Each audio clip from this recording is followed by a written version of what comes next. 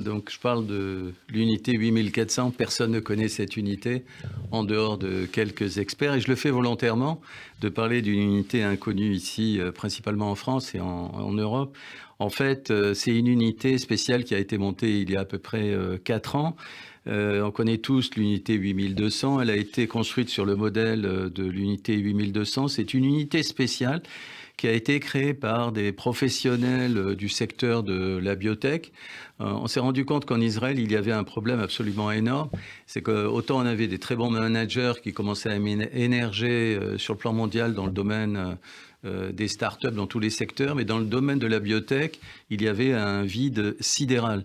Donc, il y a eu des initiatives qui ont été prises et Marius Nart, qui est l'ancien propriétaire, créateur de Checkpoint, a décidé, avec un groupe d'amis, de créer cette unité 8400. Alors, c'est quoi? Tout simplement, c'est un programme de formation intensive de niveau exceptionnel, puisqu'il y a une partie de la formation qui a lieu en Israël, une partie aux États-Unis. Un accord a été signé avec Harvard.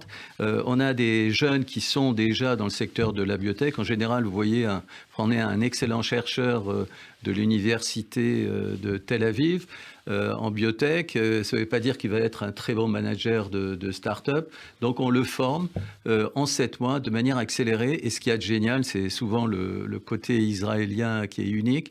On les met dans un esprit d'unité commando. Ouais. Donc, vous avez des jeunes qui, d'un côté, ont un savoir-faire scientifique classique, un très bon niveau, mais de l'autre côté, ils n'ont pas d'expérience. Donc, il y a des échanges d'expérience en permanence. C'est c'est une véritable révolution qui se présente. Bientôt, à Tel Aviv, on va avoir la Chambre de commerce France-Israël de Lyon. Il va y avoir une très forte délégation, chercher des idées nouvelles qui puissent être par la suite importées ici en France.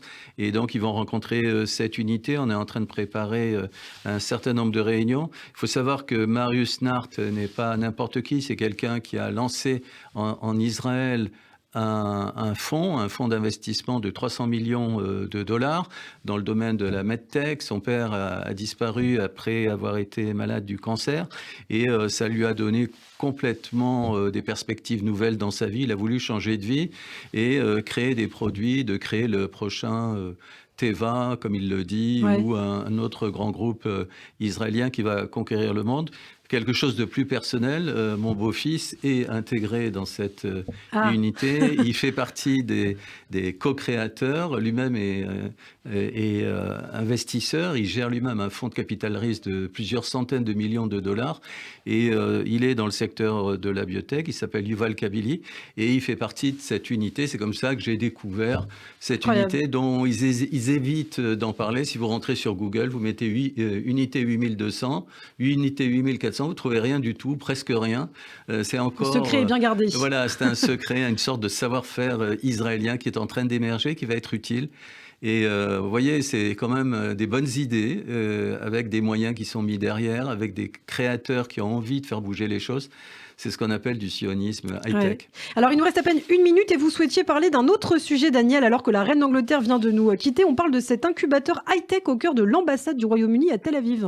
Voilà quelque chose que les Britanniques font de manière merveilleuse en Israël. Vous imaginez l'ambassade, vous connaissez l'hôtel Hilton. Oui, bien sûr. Devant l'hôtel Hilton, vous avez l'ambassade de Grande-Bretagne, avec le côté symbolique, un très grand bâtiment ultra fermé, etc. Mais là, révolution dans cette ambassade, vous avez un endroit, un lieu spécial, c'est un incubateur qui a été créé, c'est un high-tech club qui a été créé, c'est pas n'importe quoi, il a été créé il y a maintenant une dizaine d'années, un peu plus d'une dizaine d'années. À l'époque, c'était David Cameron qui était Premier ministre, qui a lancé cette opération avec Netanyahou. C'est un incubateur, on en reparlera, Bien sûr. qui a un véritable succès. C'est pas des grandes déclarations, c'est la réalisation de start-up uniques entre la Grande-Bretagne et Israël. Eh bien, on aura l'occasion d'en reparler. Merci beaucoup, Daniel Rouache, et à très bientôt sur Radio J. Radio J, le